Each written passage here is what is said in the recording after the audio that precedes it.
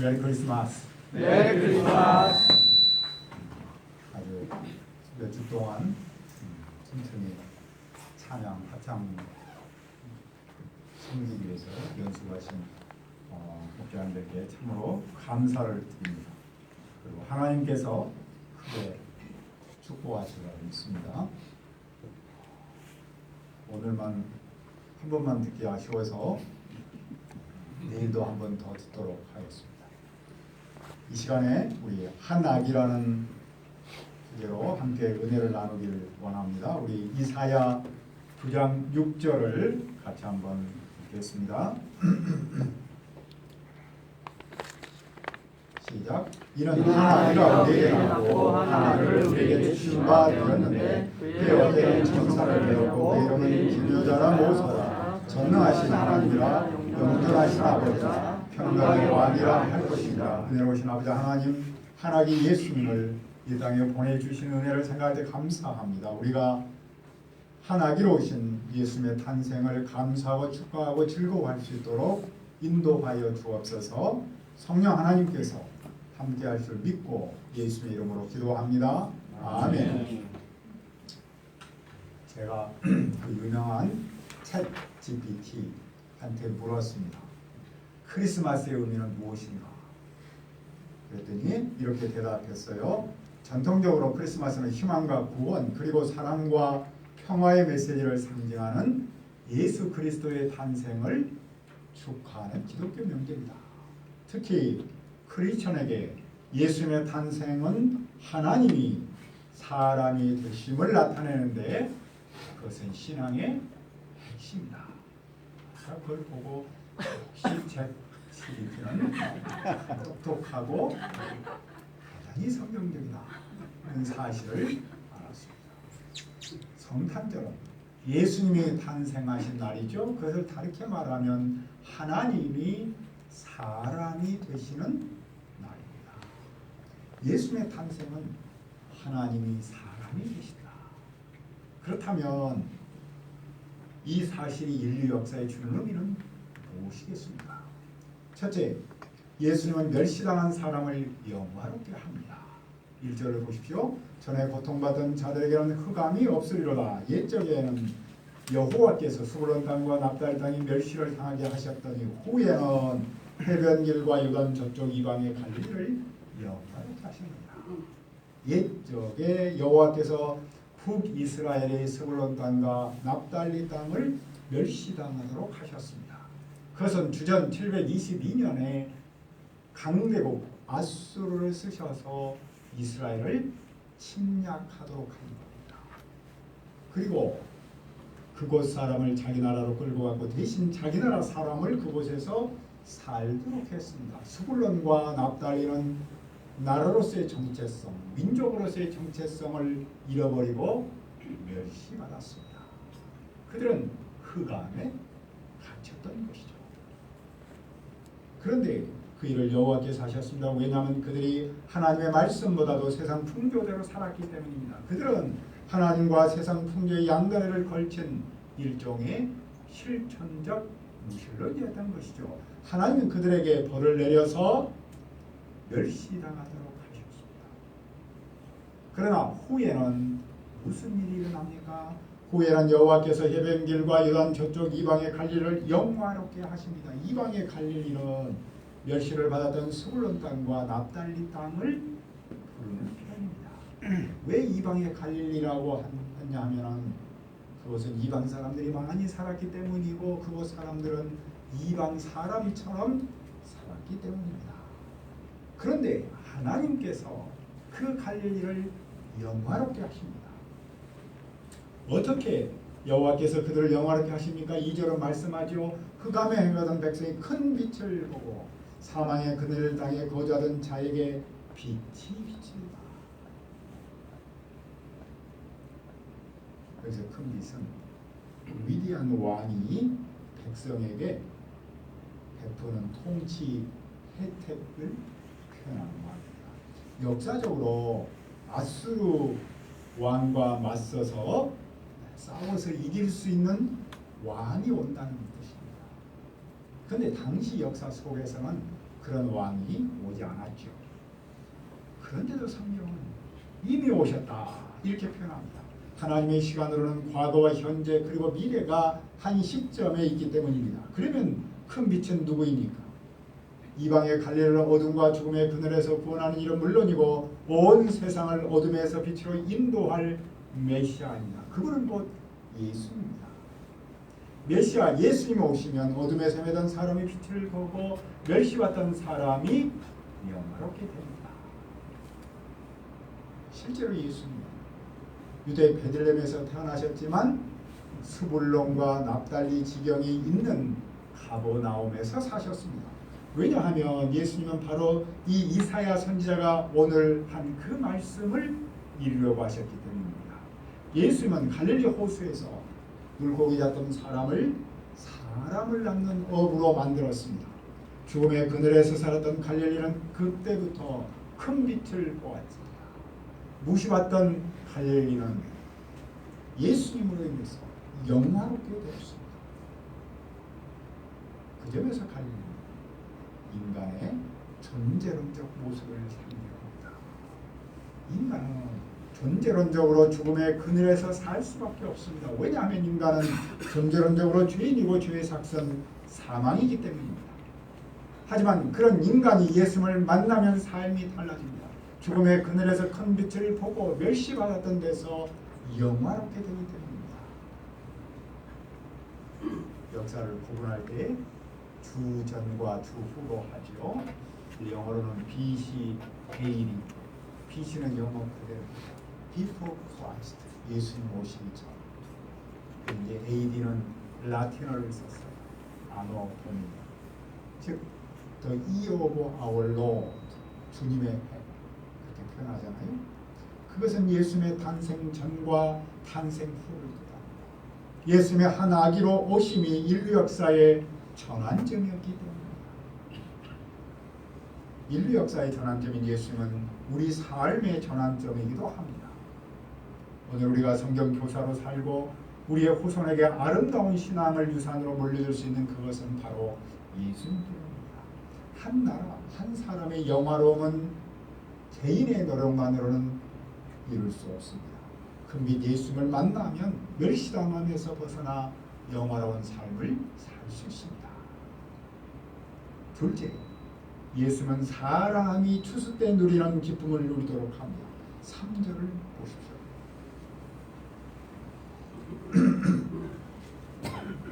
(3절) 한번 읽어볼까요? 시작. 주께서 이 나라를 창성하게 하시며 그 즐거움을 더하게 하셨으므로 추수하는 즐거움과 탈취물을 하는 그의 즐거움같이 그들이 주 앞에서 즐거워하고. 하나님께서 이방의 갈릴리를 점점 크게 하셨습니다. 하나님은 그 즐거움을 더하셨습니다. 그 즐거움은 추수할 때와 전쟁에서 약탈물을 나눌 때와 같은 즐거움입니다. 그들은 주로 빼앗긴 슬픔만을 알았었는데 이제는 추수하는 즐거움, 뺏는 즐거움을 누립니다. 왜 그런 즐거움을 누립니까? 왜냐하면 여호와께서 그들의 집 멍에를 부셨기 때문입니다. 여호와께서 그들의 어깨를 짓누르던 통나무와 압제자의 멍둥이를 꺾으셨기 때문입니다. 침략자의 군화와 피 묻은 군복이 모두 땔감이 되어 불에 타 없어지기 때문입니다. 여기서 압제자와 침략자는 아수르 제국을 말합니다. 아수르는 이스라엘이 싸울 수 있는 그런 적수가 아니었습니다. 도저히 이스라엘이 넘볼 수 없는 강대국이었던 것이죠. 하지만 여호와께서 예전에 미디안을 치셨을 때처럼 아수르를 치십니다. 이스라엘이 여호와 앞에서 악을 행하자 여호와께서는 그들을 미디안의 손에 넘기셨습니다. 이스라엘은 미디안을 피해서 산에 있는 동굴과 요새에서 살았습니다. 왜냐하면 그들은 미디안을 이길 수 없었기 때문입니다. 그런데 여호와께서 기드온을 쓰셔서 미디안을 치셨습니다. 여호와께서 미디안을 치셨던 그것처럼 이제는 아수르를 치십니다. 그리고 이스라엘의 즐거움을 하셨습니다. 그러면 그 미디안과 아수르는 존재론적 인간에게는 무엇을 상징합니까? 도저히 인간이 해볼 수 없는 그 대상은 무엇입니까? 바로 죄입니다.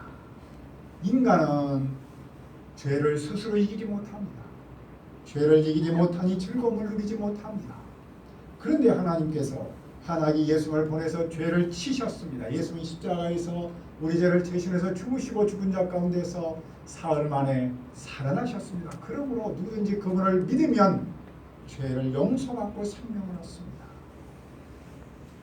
하나님께서 그 일을 위해서 예수님 한 아기로 이 땅에 오셨습니다. 그래서 전통적 성탄절 인사는 메리 크리스마스입니다. 즐거운 성탄절입니다. 그 즐거운 성탄절이 바로 여기서 나온 것이죠. 예수님께서 죄라는 막강한 원수를 치기 위해서 오신 날이기 때문입니다. 예수님께서 우리에게 즐거움을 주려고 오신 날이기 때문입니다. 그런데 세월이 흘러갈수록 이 예수님은 사라지고 정체불명의 산타가 등장했습니다. 사실 산타라는 말은 이탈리아어예요. 이것도 이제 여성형 혹격인데 원래는 산토, 이게 이제 성자, 성인, 성이라는 뜻이죠. 그러니까 산타 크로스, 이 말의 유래는 세인트 니콜라스로부터 기인했다고 그러잖아요. 그 성자 니콜라스, 그 사람이 아마 그때 가난한 사람들에게 선물을 주는 것이 그것이 이제 기인을 해서 했다. 근데 이제 이렇게 빨간 옷을 입게 된 것은 다 알죠. 1931년에 코카콜라 회사가 만들었는데 겨울이 되니까 코카콜라를 안 마실 거 아니에요. 그러니까 그 양반이 해서 빨간 옷을 입히고 이렇게 수염도 붙이고 해가지고 백화점 만들고 홍보를 했더니 겨울에 사람들이 코카콜라를 마시게 됐죠. 그래서 빨간 띠는 코카콜라의 상징되면서 이런 것들이 합쳐져서 사실은 지금 이렇게 들어와 버렸죠. 근데 산타라는 말은 고유명사가 아니고 일반 그냥 성자음 성. 그런데도 사람들은 계속해서 그냥 산타만 얘기합니다. 최근 일부에서는 메리 크리스마스 대신에 그것이 너무 기독교 색채가 나니까 해피 할리데이, 그냥 행복한 휴일이다 이렇게 인사를 하고 그런 카드도 많이 있죠. 하지만 성탄절 하나님이 한 아기로 태어난 말입니다. 그러므로 우리는 그 한 아기 예수님께 집중하고 그분을 찬양합니다. 그럴 때 진정한 즐거움을 누릴 수 있는 것이죠. 셋째, 예수님은 우리에게 평화를 주십니다. 우리가 6절을 다시 한번 봅시다. 이런 한 아기가 우리에게 낳고 한 아들을 우리에게 주신 바 되었는데 그의 어깨는 정사를 메웠고 그의 이름은 기묘자라 모사라 전능하신 하나님이라 영존하신 아버지라 평강의 왕이라 할 것입니다. 한 아기가 우리를 위해 태어났으며 한 아들을 우리에게 주셨습니다. 그 한 아기는 어떤 분입니까? 그 어깨는 정사를 메웠습니다. 이 말은 통치자라는 뜻입니다. 왕이라는 뜻입니다. 그런데 그 왕은 아스로 왕, 즉 세상의 왕과는 본질이 다릅니다. 그 본질의 다름을 바로 그분의 이름을 통해서 우리에게 보여줍니다. 그분의 첫 번째 이름은 무엇입니까? 바로 기묘한 모사, 영어로는 원더풀 카운슬러이 있죠. 그것은 다르게 번역하면 환상적 지략가로 번역할 수 있습니다. 아주 놀라운 지략가라는 것이죠. 이것은 곧 무엇을 말하겠어요? 전쟁과의 상태에서 그 전쟁을 정말로 전략적으로 전술적으로 잘 활용해서 승리를 쟁취할 수 있는 그런 왕을 표현합니다. 두 번째 이름은 전능하신 하나님입니다. 여기서 전능하다는 말은 강력하다, 올마이티, 아주 뛰어난 그런 뜻입니다. 그리고 여기서의 하나님은 용사라는 뜻입니다. 이 또한 군대와 군대의 싸움을 전제해서 붙인 말이겠죠. 전제해서 용맹을 발휘하는 군사 지도자라는 뜻입니다. 세 번째 이름은 영존하시는 아버지입니다. 여기서 중요한 것은 아버지입니다. 아버지는 한 가족을 책임지고 돌보는 그런 역할을 하지요. 그리고 그 아버지는 일시적으로 계시는 분이 아니라 영원토록 계시는 분입니다. 특히 그 아버지는 권위적이지 않고 폭력적이지 않습니다. 그래서 그 표현으로 나타나는 것이 바로 네 번째 이름 평화입니다. 여기서 왕이라는 사람은 큰 왕이 아니고 작은 행정관을 뜻합니다. 그래서 어떤 사람은 동사무에서 근무하는 그런 공직자로 표현하기도 했습니다. 그만큼 겸손한 지방에 있는 관리를 뜻합니다. 따라서 그 평화의 왕은 평화를 주는 것이죠. 권력을 휘두르지 않기 때문입니다. 아주 겸손하기 때문입니다. 자기를 낮추기 때문입니다. 따라서 평화의 왕이라고 부릅니다. 사실 평화는 인류에게 있어서 가장 영원한 소원이기도 합니다. 특히 늘상 군대로부터 침략을 받은 이스라엘 또 온 인류에게 있어서 이 평화는 소중한 것이죠. 인류는 질병과 전쟁과 죽음의 두려움에 시달리기 때문입니다. 인류는 AI 시대에 살면서도 미래의 불안을 느낍니다. 그런데 하나님 예수님이 인류에게 평화를 주십니다. 왜 평화를 줍니까? 7절에 이렇게 말씀합니다. 그 정사와 평강에 더함이 무궁하며 또 다윗의 왕자와 그의 나라에 군림하며 그 나라를 굳게 세우고 지금 이후로 영원히 정의와 공의로 그것을 보존하실 것이라. 하나이가 다스리는 나라의 특징은 평화, 정의와 공입니다. 정의와 공으로 다스리는 나라는 지리적으로 끝이 없고 시간적으로 끝이 없는 평화를 세상에 가져옵니다. 그러니까 평화는 정의와 공의의 토양에서 피는 꽃이라고 할 수 있겠죠. 그리고 이런 나라는 바로 아수르 제국에 대하여 대항하는 왕국이면서 대안왕국이라고 부릅니다. 왜냐하면 아수르는 평화 대신에 폭력으로 다스리기 때문입니다. 아수르는 정의 대신에 불의로 다스리기 때문입니다. 아수르는 자기 중심주의 국가 권력을 휘두르는 권력의 화신을 해변하기 때문입니다. 언젠가부터 우리나라를 뒤흔드는 단어를 뽑으라면 모두 공정과 정의, 정의와 공평, 이 공정과 정의라고 할 수 있습니다. 이 두 단어는 모든 사회적 가치를 압도하고 있습니다. 왜 이 두 단어가 우리 사회를 흔들까요? 정치 지도자는 물론이고 사회 곳곳에서 공정과 정의를 실현하지 못하기 때문입니다. 그만큼 우리 백성이 공정과 정의를 갈망하고 있기 때문이죠. 근데 그것은 우리 백성만의 갈망은 아니고 온 인류의 존재론적인 갈망이기도 합니다. 그리고 공정과 정의가 없으면 참 평화를 누리지 못하기 때문입니다. 이에 대해서 많은 전문가는 제도를 바꿔야 한다라는 솔루션을 제시합니다. 그러나 그런 솔루션은 어찌 보면 고양이 목에 방울을 달자는 말과 다를 바가 없는 거죠. 그러면 누가 이런 나라를 만들 수 있습니까? 이사야 선지자는 하나님의 말씀으로 우리에게 이렇게 선언했습니다. 만군의 여호와의 열심히 이를 이룰 것이라. 여호와 하나님께서 이런 나라를 만듭니다. 정의와 공의의 나라는 사람이 만들 수 없고 오직 하나님만이 만듭니다. 그렇다고 해서 인간의 책임과 노력은 헛되다는 말은 아닙니다. 정의와 공의는 인간의 노력만으로 넘을 수 없는 차원이기 때문입니다. 그런데 여호와의 열심은 인간의 책임과 노력과 함께 나타납니다. 우리의 책임과 노력은 한 아기로 오신 예수님께 초점을 맞추고 그분을 영접하는 데 있습니다. 왜냐하면 여호와께서 한 아기를 우리를 위해 태어나게 하심으로 그 나라를 만드는 일을 이미 시작하셨기 때문입니다. 한 아기 예수는 누굽니까?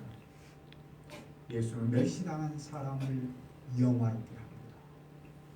예수님은 사람이 추수 때 누리는 기쁨을 누리도록 합니다. 예수님은 우리에게 평화를 줍니다. 우리가 이번 성탄을 통해서 성탄의 바른 의미를 알고 그 바른 의미를 누리기를 기도합니다. 은혜로우신 아버지 하나님, 하나님 예수님을 우리에게 보내주신 은혜와 놀라운 사랑을 감사합니다. 이 예수님은 멸시당한 사람을 영화롭게 하시고 사람이 추수 때 누리는 기쁨을 누리도록 합니다. 무엇보다도 우리에게 평화를 주십니다. 우리가 오늘 말씀을 통해서 성탄의 의미를 바르게 알고 바르게 누리도록 도와주시옵소서. 예수님의 이름으로 기도합니다. 아멘.